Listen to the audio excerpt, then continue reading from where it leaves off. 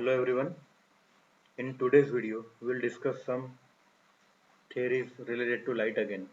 In previous video, you have learned about Newton corpuscular theory and the wave theory of light. Now, we will deal with two important theories but in very short. First is dual nature of light.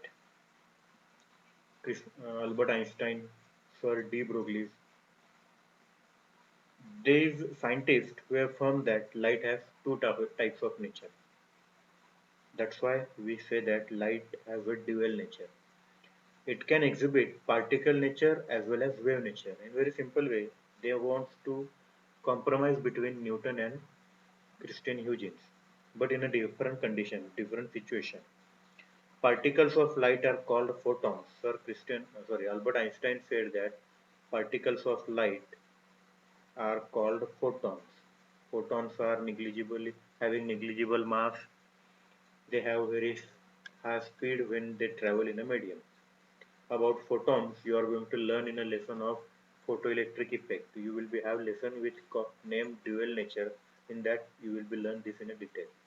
Then Eugene's theory, as I said, adopted universally, and we used to say that light is a wave. When we say that it is wave, it exhibits all the properties of wave. That means what? Speed of light v in a refractive index of medium n in turn depends on permittivity of the medium, which is ratio of speed of light in a vacuum and speed of light in a medium.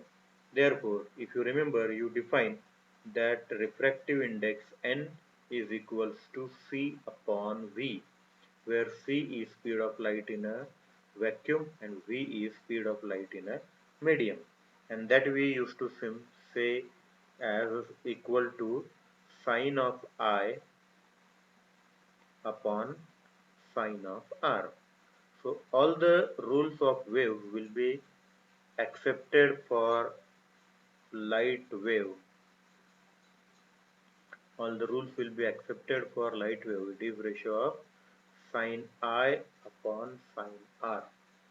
And therefore, electromagnetic waves having wavelength in terms of femtometer, 10 raised to minus 15 meter, which is large than kilometer. Okay, wavelengths are very small. In order to increase wavelength, waves are classified as X-rays, gamma rays, ultraviolet rays, visible, infrared, microwave and radio waves that you had already learned. Visible light, due to which we can see having wavelength in the range of 400 to 700 nanometer. White light is a combination of all the 7 colors in a visible light, 7 different wavelengths. Okay, refractive index of medium depends on wavelength used. Because of this, for some same angle of incidence, angle of refraction is different for different color. And these all things will be used: rainbow, formation of rainbow, atmospheric refraction, spectrum. These are all examples where we need to learn this. Several sources of light around us, sun, moon, stars, bulb, can be classified into primary and secondary. Primary are those who are having their own light, like sun, and secondary definitely TV, bulb, tube light, chemical reactors. This can be considered as secondary. So this is basic theory, but what the important article is today we'll consider is wavefront. This article will be actually the backbone of the entire syllabus. Once you understood the wavefront, you will understood everything. So what I want to say is, look at here in this animation.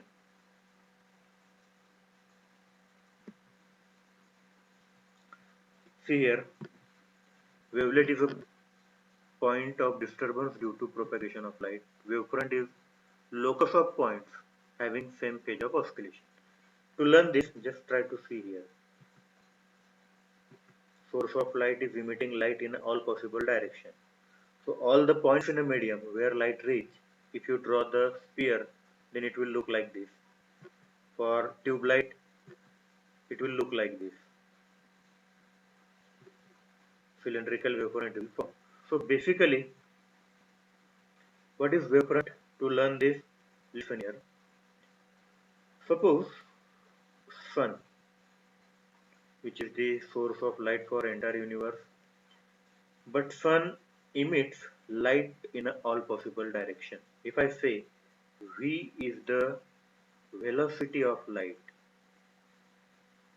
v is velocity of light in any medium,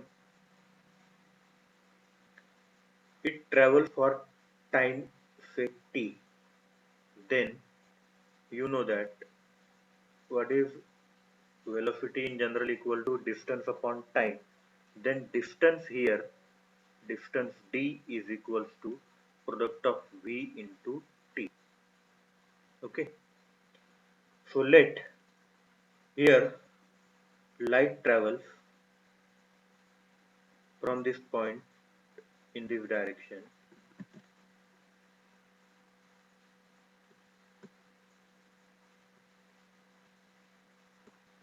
and reaches at any point in a medium in time t.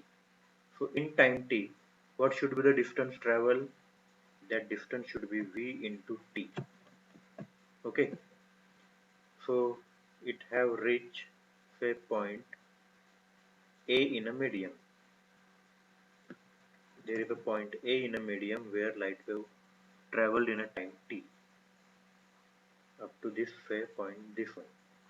Now, as you know that light will not travel in a single direction, it will travel in other direction also. And in same time, say it reaches to point B and traveled distance again V into T. Okay, so there is point B in a medium where light wave reach. When it reach at point A, then again I can say it reach to point C in a medium and travel same distance Vt. At the same time, it reach to point D in a medium and again travel with the same distance, say Vt. So now, if I join all these points using a circle,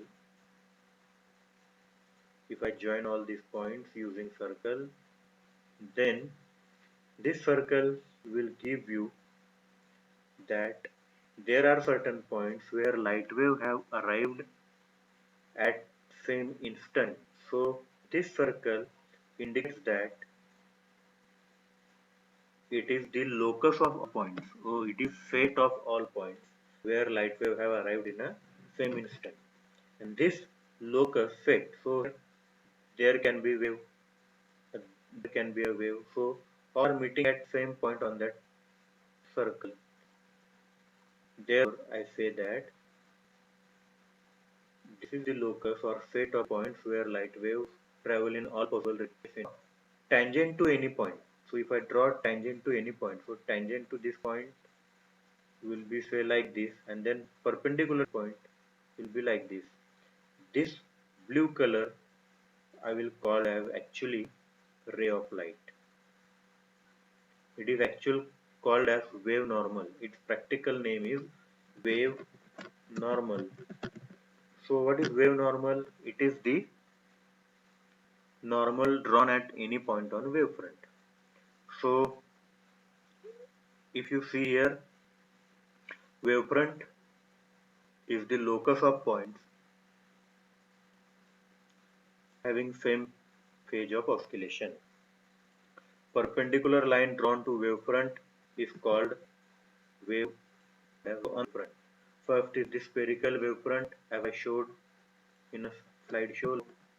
Source of light is spherical, then it will emit light in all possible direction like a sphere, imaginary sphere.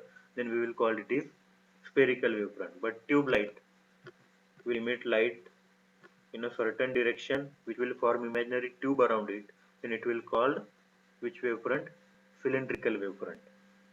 But when radius of those wavefront will go on increases, then it will form a plane wavefront. So what will be that plane wavefront? We are going to learn in detail. But up till this, I hope you understood this. So it is enough for today. Thank you guys. After this video, you have